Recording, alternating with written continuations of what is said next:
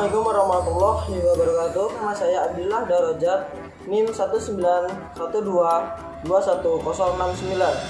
Saya jurusan manajemen semester 4. Baiklah, saya di sini akan menjelaskan tentang teknik proyeksi bisnis. Apa itu teknik proyeksi bisnis? Teknik proyeksi bisnis merupakan suatu cara pendekatan untuk menentukan ramalan perkiraan sesuatu di masa yang akan datang. Baiklah, selanjutnya cara menentukan proyeksi yang akurat. Di sini ada 3 hal pokok yang harus diperhatikan agar ramalan menjadi akurat.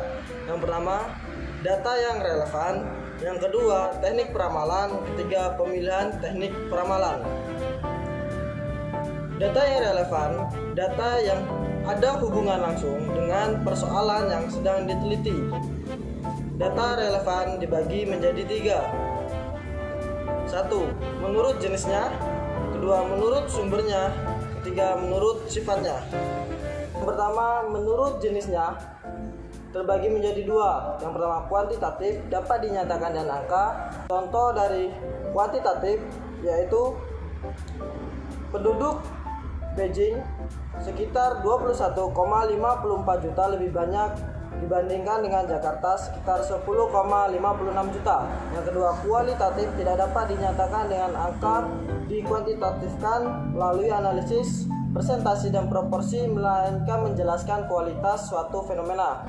Contoh kualitatif yaitu penduduk Beijing lebih padat dan menyebabkan udara lebih kotor dibanding dengan Jakarta. Selanjutnya yang kedua, menurut sumbernya, yaitu berasal dari data inter dan data ekster. Data inter adalah data yang diambil dari dalam tempat dilakukan penelitian.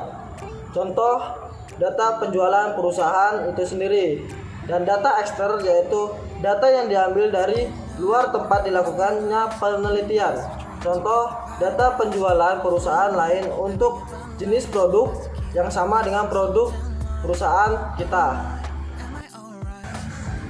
Ketiga, menurut sifatnya dibagi menjadi 2 bagian. Yang pertama, data diskrit, yaitu data yang diperoleh dengan cara menghitung.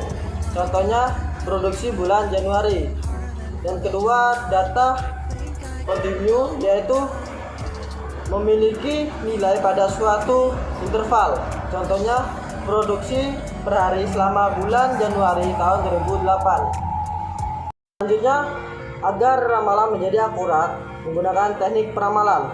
Teknik peramalan merupakan cara memperkirakan apa yang akan terjadi pada masa mendatang secara sistematis dan pragmatis atas dasar data yang relevan pada masa yang lalu. Sehingga dengan demikian, teknik peramalan diharapkan dapat memberikan objektivitas yang lebih besar. Teknik peramalan terbagi 2 bagian. Yang pertama, teknik statistik, yaitu menitik beratkan pada pola perubahan dan faktor gangguan yang disebabkan oleh pengaruh random. Yang kedua, teknik deterministik, yaitu mencakup identifikasi dan penentuan hubungan antara variabel-variabel yang mempengaruhinya. Contoh, regresi, model input dan output. Selanjutnya, agar ramalan menjadi akurat, yaitu menentukan pemilihan teknik peramalan. Ada 4 aspek pemilihan teknik peramalan. Yang pertama, pola atau karakteristik data. Yang kedua, jangka waktu. Yang ketiga, biaya. Yang terakhir, tingkat akurasi yang diinginkan. Baiklah, selanjutnya saya akan menjelaskan tentang proyeksi dengan metode smoothing.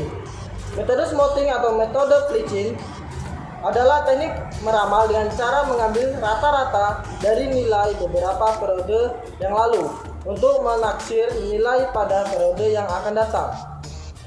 Metode smoothing dibagi menjadi 2 golongan.